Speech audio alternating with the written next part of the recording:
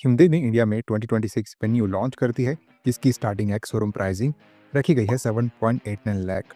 ये सब 4 metre SV अब अपनी सेकेंड जनरेशन में आ गई है। सो अगर हम सब 4 मीटर एसवी सेगमेंट को देखें तो वहाँ पर टाटा नेक्सॉन का डोमिनेंस देखने को मिलता है और इस एसवी की प्राइसिंग 7.31 लाख से स्टार्ट होती है। दोनों ही कार्स अपने सेगमेंट में टॉप कंटेंडर्स है।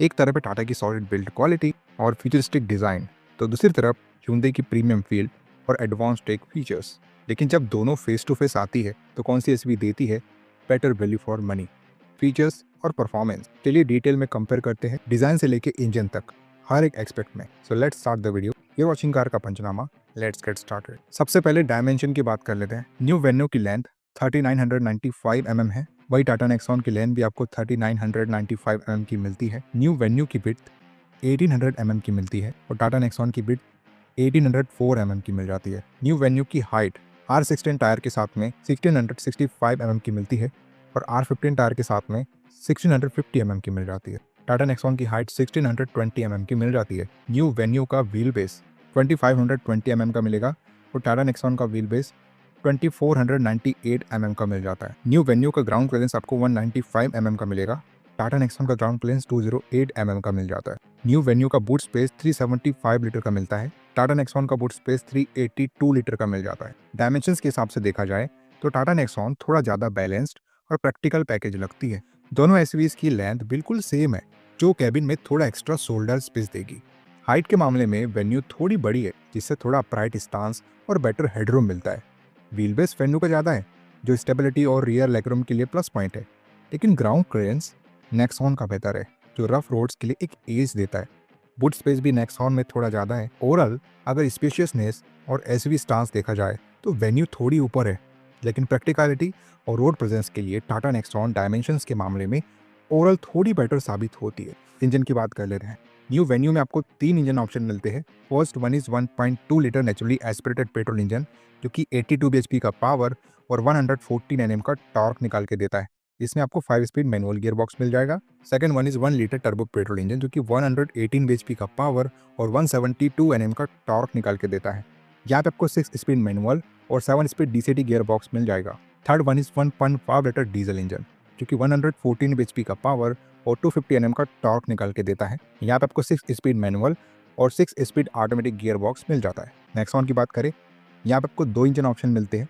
First one is 1.2 litre turbo petrol engine, जो कि 118 bhp का पावर और 170 Nm का टॉर्क निकाल के देता है। यहाँ पे आपको 5 speed manual, 6 speed manual, 6 speed automatic और 7 स्पीड DCA गियर बॉक्स मिल जाता है। Second one is 1.5 litre diesel engine, जो कि 113 bhp का पावर और 260 Nm का टॉर्क निकाल के देता है।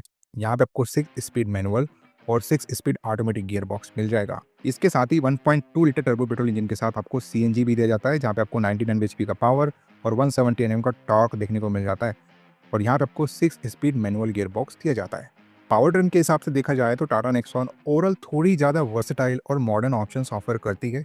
दोनों एसयूवीज में टर्बो पेट्रोल और डीजल ऑप्शंस मिलते हैं, लेकिन नेक्सॉन का टर्बो पेट्रोल सेटअप ज़्यादा फ्लेक्सिबल ट्रांसमिशन चॉइसेस देता है, मैनुअल, AMT और एडवांस्ड डुअल क्लच ऑटोमेटिक तक। नेक्सॉन के लाइनअप में CNG वेरिएंट का ऑप्शन भी मिलता है, जो फ्यूल एफिशिएंसी और रनिंग कॉस्ट के लिए एक बड़ा प्लस पॉइंट है, जबकि वेन्यू में CNG का ऑप्शन नहीं है। वेन्यू का एडवांटेज ये है कि उसमें नेचुरली एस्पिरेटेड पेट्रोल इंजन भी मिलता है, जो मेंटेनेंस फ्रेंडली है और इसका 1 litre turbo DCT combo refined और परफॉर्मेंस ओरिएंटेड माना जाता है।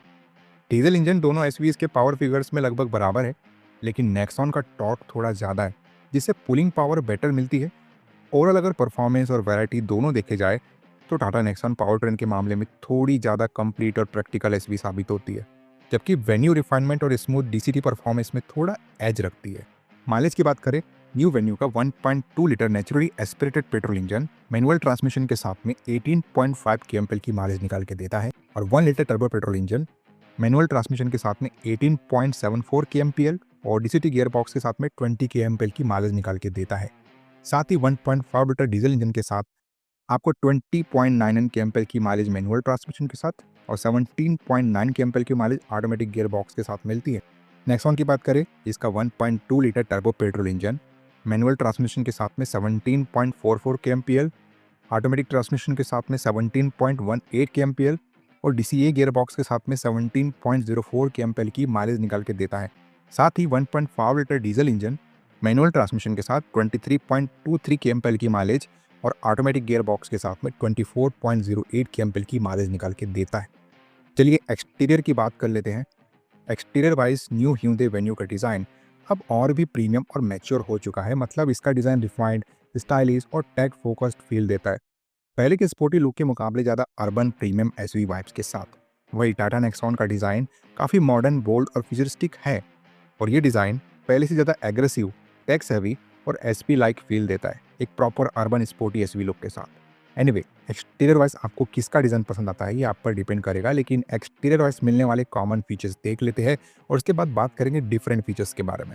देखिए, दोनों एसयूवीज में आपको LED headlights, connected LED tail lights, automatic headlamps, auto folding ORVMs, rear wiper and defogger, rear spoiler, roof rails, 16 inch alloy wheels, shark fin antenna common मिल जाता है। डिफरेंट क्या मिल जाता है चलिए देख लेते हैं। न्यू वेन्यू में कनेक्टेड एलईडी डीआरएल्स मिलते हैं। नेक्सॉन में नॉर्मली स्पिल्ट एलईडी डीआरएल्स मिल जाते हैं। नेक्सॉन में हैलोजन फॉग लाइट्स मिल जाती है। न्यू वेन्यू में ये फीचर आपको नहीं मिलेगा। नेक्सॉन में रेन सेंसिंग वाइपर्स मिल जाते हैं, जबकि न्यू वेन्यू में ये फीचर आपको नहीं मिलेगा। नेक्सॉन में वॉइस कंट्रोल पेनारोमिक सनरूफ दिया जाता है। न्यू वेन्यू में voice controlled single pane sunroof मिलता है। न्यू वेन्यू में front and rear disc brakes मिल जाते हैं। नेक्सॉन में फ्रंट डिस्क और रियर ड्रम ब्रेक्स मिलते हैं। न्यू वेन्यू में फ्रंट, रियर और साइड पार्किंग सेंसर्स मिल जाते हैं। नेक्सॉन में front and rear parking sensors ही मिलते हैं।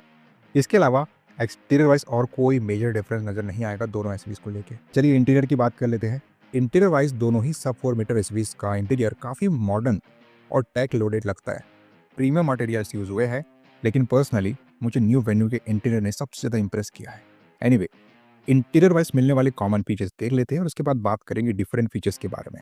देखिए, दोनों में आपको steering mounted control, adaptive cruise control, wireless charging, auto dimming IRBM, engine start stop push button, connected car features, rear AC vents, rear armrest with cup holder, driver armrest, wireless Android auto and Apple CarPlay, 60/40 split rear seats, front ventilated seats, full glove box, 360 degree camera, digital instrument cluster, auto climate control, leatherette upholstery, OTA updates, paddle shifters common मिल जाते हैं। Different क्या मिल जाता है चलिए देख लेते हैं।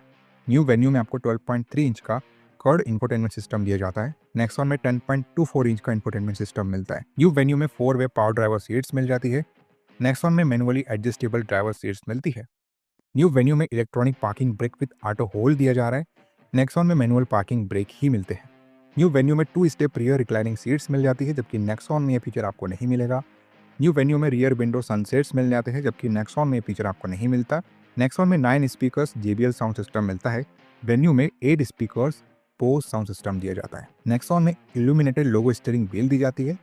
न्यू वेन्यू में नॉर्मल स्टीयरिंग व्हील मिलती है। नेक्सॉन में एयर प्योरीफायर दिया जा रहा है, जबकि न्यू वेन्यू में फीचर आपको नहीं मिलेगा। इसके अलावा इंटीरियर वाइज और कोई मेजर डिफरेंस नजर नहीं आएगा दोनों एसयूवीज को लेकर। चलिए सेफ्टी की बात कर लेते हैं। देखो, सेफ्टी वाइज फिलहाल तो वेन्यू फेसलिफ्ट 2025 को ऑफिशियली ना ही ग्लोबल एनकेप ने टेस्ट किया, ना ही भारत एनकेप ने, लेकिन लास्ट जनरेशन वेन्यू ने ग्लोबल एनकेप पर 3 स्टार वाली रेटिंग हासिल की थी।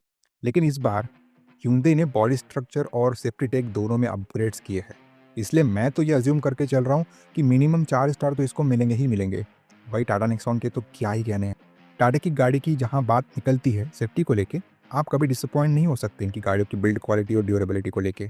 नेक्सॉन ने भी 5 स्टार वाली क्रैश टेस्ट रेटिंग ले रखी है, विच इज़ गुड। एनीवे, दोनों में आपको 6 airbags, level 2 ADAS, ABS with EBD, ESC, ISOFIX, TPMS, hill hold control, traction control, roll over mitigation system, VSM common मिल जाते हैं।